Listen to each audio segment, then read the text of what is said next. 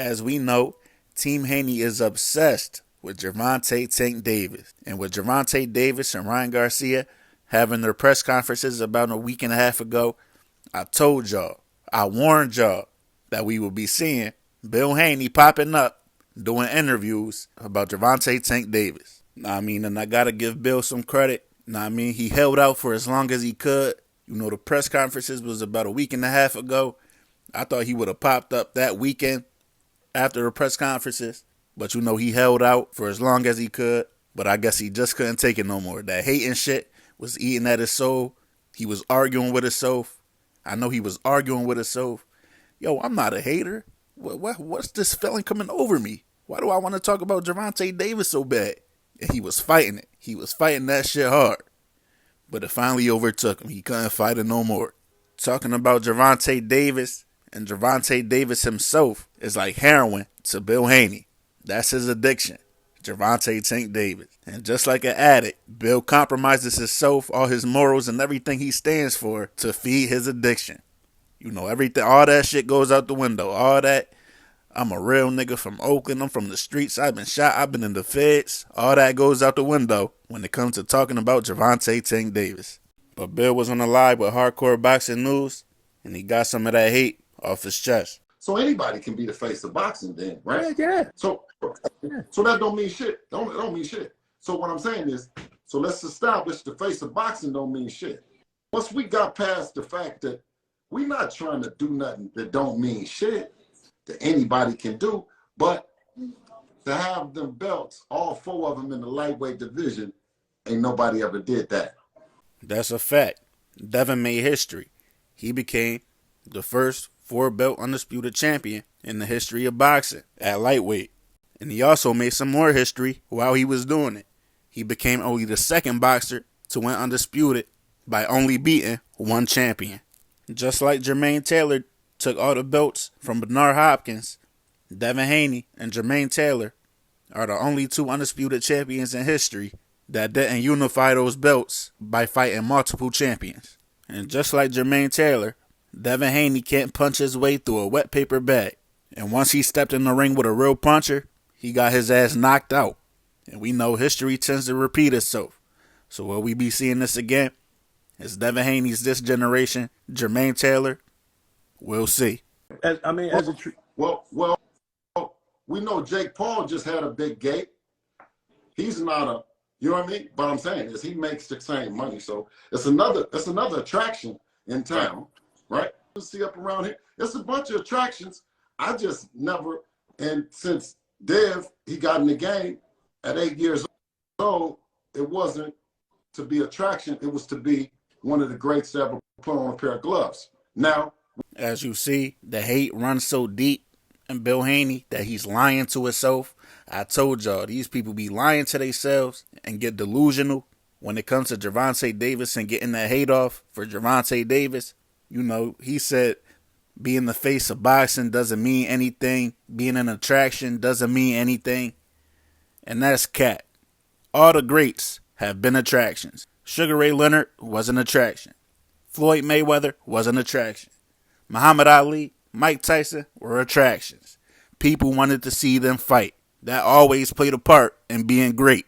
But now since Devin Haney can't sell tickets, the rules have changed.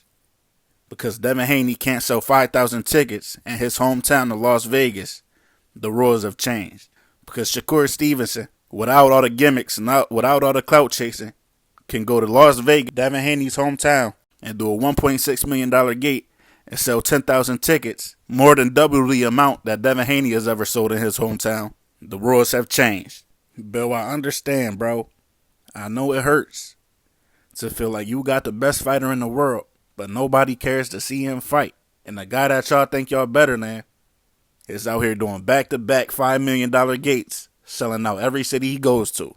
But that hurt that you feeling in your heart doesn't give you permission to change the rules on the sport of boxing. Like I said, all the greats have been attractions. And you said Devin's goal wasn't to be an attraction. Devin's goal was to be one of the best to ever put on the glove. And that's a great goal to have.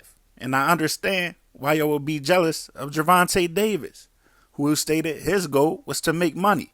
And so far, if we be honest, I'm going to ask y'all, Team Haney, the Haney fans, the same question that I asked Tim Bradley when Tim Bradley went into the Hall of Fame.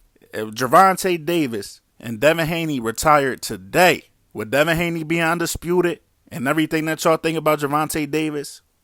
Who are we going to remember more? Who will be looked at as an all-time great if they stop fighting, dropped everything, stopped fighting today? Will it be Devin Haney because he went undisputed? We all know the answer. Do we talk about Jermaine Taylor as one of the greats just because he went undisputed? Hell no, we don't. Let's keep it a buck. So even with Gervonta Davis not even aiming to be one of the best of all time, that's what his trajectory is looking like. It's looking like we're going to be talking about Gervonta Davis with the all-time greats. And also, while doing that, he became an attraction and made a lot of money doing it. So you could probably see why this is hurting Team Haney so bad. He is born, but I don't believe in that. I really like his jab. Now, to me, Bill, it would take Devin to be, in order for him to beat Tank. It probably would take. Wait. Before you say that, I'm gonna tell you, I like Tank's left hand. Bill, with this one, but stop the fights. Bill, you're a thinking man. I just asked you. I said, I just want you to give me what would Devin have to do to beat Tank. If they not fighting right now, you're not spilling no beans because they still. Oh no, brother. No, listen. I really want to know. He will do everything to whip the shit out of Tank when the fight comes. The fight for us is getting the fight. So as you heard Bill say, they not even worried about the fight with Gervonta Davis. They just worried about getting the fight. That's how much they're overlooking Gervonta Davis. That's how easy they think the fight would be. And here's where the delusion creeps in again. He said they will whoop the shit out Gervonta Davis when we haven't seen Devin Haney whoop the shit out nobody. He got over on George Kambosos a little bit, I guess, in the last fight. Even though he got cut by George Kambosos, we ain't going to talk about that. But I guess he got over a little bit on Kambosos. But apparently, they'll get over on Gervonta Davis, whip the shit out Gervonta Davis easy. I don't get it. It doesn't really make sense to me. You know, Devin is a master at what he does. But in my opinion, he's a very limited fighter. Like I said, he's a master at what he does, which is controlling range with his feet. He has great feet to control that distance, along with a great jab as well. But in my personal opinion, and from what I see, and I'm no expert, this is just my opinion as a fan, with an opinion in the microphone, I'm no expert. But from what I see, he's very limited. You know, he's not as versatile defensively as Shakur Stevenson, who's great defensively everywhere at range. He can control the range just as good as Devin Haney, but he has a better inside game defensively. He's just better overall defensively and more versatile than Devin Haney, whose only defense when you get in range is to wrap up and tie up.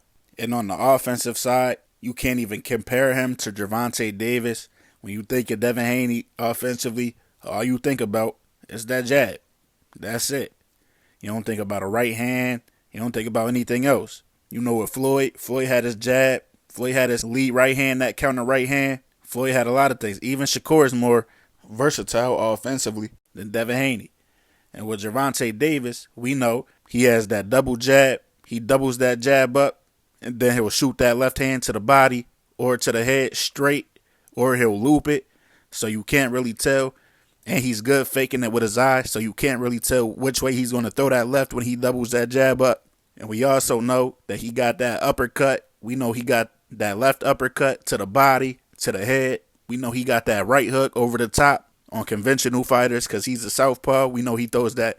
It's the punch that dropped Mario Barrios the first time, that right hook. You know, he's just versatile offensively. He has it all offensively. His jab could be better in my opinion, but for the most part, he got everything.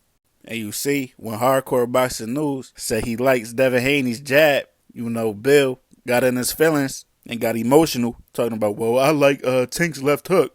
He got emotional about that. And I'm going to tell you this, Bill. When you in that corner, when y'all fight Gervonta Davis, you better not get in your feelings like that. You better have a game plan, and you better have some adjustments when it comes time. Because we know Coach Calvin Ford and Coach Kenny Ellis, You always talking about how much money they get, but they got a wealth of boxing knowledge in that corner. And they gonna test yours and see what yours is about. So you ain't gonna have time to be in your feelings. You better have a game plan, and you better have some adjustments in your back pocket ready to go, because you gonna need them. But that's what I got for y'all. I'm out.